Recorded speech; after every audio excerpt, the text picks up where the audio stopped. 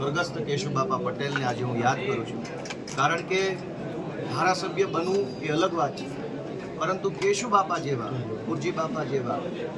પોપટ બાપા જેવા અનેક એવા આગેવાનો જેણે વિસાવદર વિધાનસભાનું નેતૃત્વ કર્યું છે, રત્ના બાપા ઠુમર જેવા, એ બધાએ સ્વર્ગસ્થ વડીલો, અત્યારે જે હયાત છે વડીલો, તમામ વડીલોને હું યાદ કરું છું, એમને નમન કરું છું અને એમણે ચિતરેલા ચીલા ઉપર, એમની કેડી ઉપર હું સારી રીતે ચાલી શકું,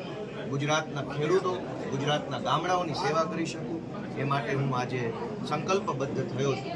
દોસ્તો, આજે આ શપથવિધિ જે છે એ માત્ર એક ધારાસભ્ય તરીકેના શપથ નથી. આ શપથ લીધા છે ગુજરાતને ભ્રષ્ટાચારમાંથી મુક્ત કરાવવાના, ગુજરાતની અંદરથી તાનાશાહી હટાવવાના શપથ લીધા છે. ગુજરાતની આમ જનતા જેનું શોષણ થઈ રહ્યું છે, ક્યારેક પુલ તૂટે, ક્યારેક પેપર ફૂટે, ક્યારેક ડ્રગ્સ વેચનારા, દારૂ વેચનારા પોલીસ ઉપર કાર ચડાવી દે, ક્યારેક કોઈ નિર્દોષ દીકરીએ અસામાજિક તત્વોના ત્રાસથી આત્મહત્યા કરવી પડે, ક્યારેક વ્યાજ માફિયા કે ગુંડાઓના ત્રાસથી લોકોએ જીવન ટૂંકાવવું પડે.